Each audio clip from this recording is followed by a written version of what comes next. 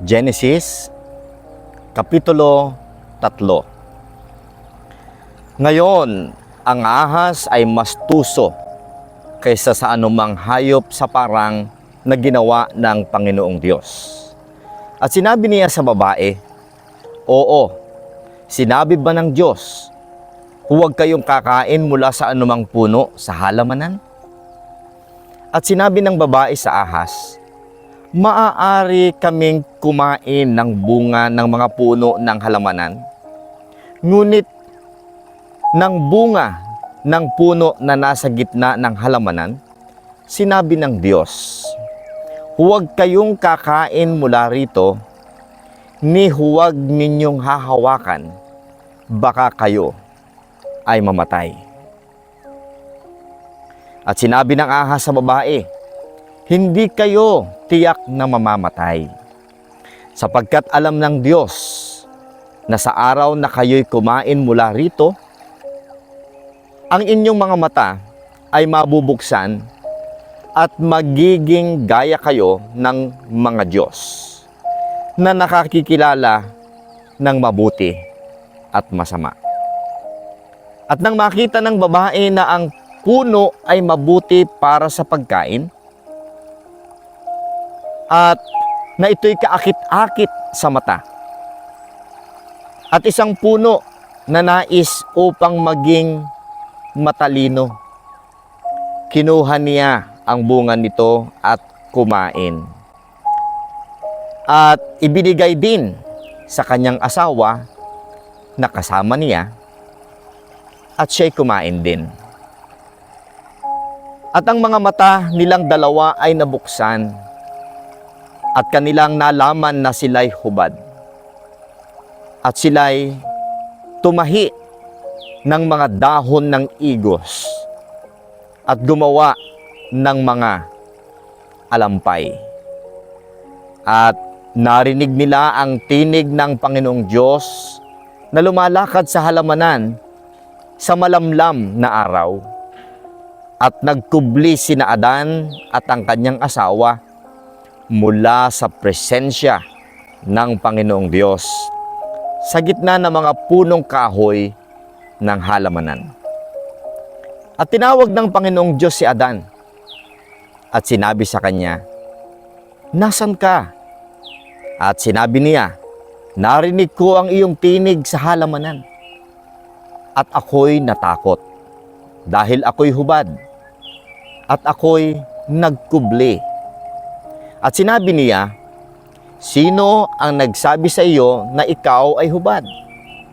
Kumain ka ba ng bunga ng puno na iniutos ko sa iyo na huwag mong kakainin?" At sinabi ng lalaki, "Ang babaeng ibinigay mo upang makasama ko, siya ang nagbigay sa akin ng bunga mula sa puno, at ako'y kumain." At sinabi ng Panginoong Diyos sa babae, "Ano ang ginawa mo?" At sinabi ng babae, "Nilinlang ako ng ahas at ako'y kumain." At sinabi ng Panginoong Diyos sa ahas, "Dahil sa ginawa mong ito, ikaw ay isinumpa higit sa lahat ng mga baka at higit sa bawat hayop sa parang. Sa iyong tiyan, ikaw ay maglalakad, at abo ang iyong kakainin sa lahat ng mga araw ng iyong buhay. At maglalagay ako ng alitan sa pagitan mo at ng babae, at sa pagitan ng iyong binhi at ng kanyang binhi. Ito ang dudurog sa iyong ulo, at ikaw ay siyang dudurog sa kanyang sakong." Sa babae ay sinabi niya, "Magpaparami ako ng iyong kalungkutan at ng iyong pagdadalang tao.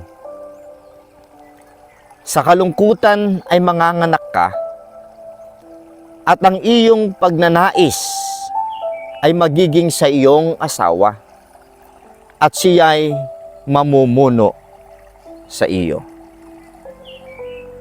At kay Adan ay sinabi niya, Dahil nakinig ka sa tinig ng iyong asawa at kumain ng bunga mula sa puno na iniutos ko sa iyo na huwag mong kakainin, isinumpa ang lupa dahil sa iyo.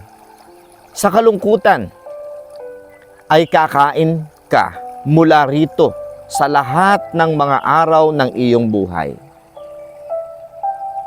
Ang mga tinik at dawag ay maglalabas dito para sa iyo.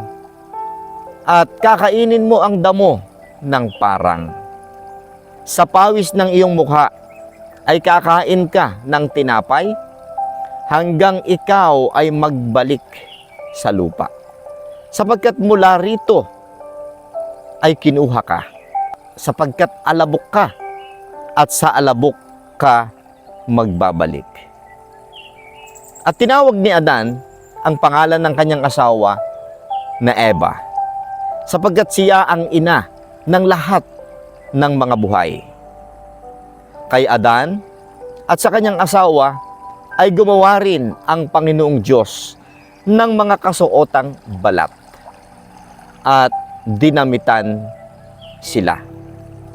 At sinabi ng Panginoong Diyos, narito, ang tao ay naging gaya natin na nakakaalam ng mabuti at masama. At ngayon, upang hindi niya maabot at kunin din ang mula sa puno ng buhay at kumain at mabuhay magpakailanman, kaya't pinalabas siya ng Panginoong Diyos mula sa hardin ng Eden upang magtanim sa lupa mula sa pinagkunan sa kanya.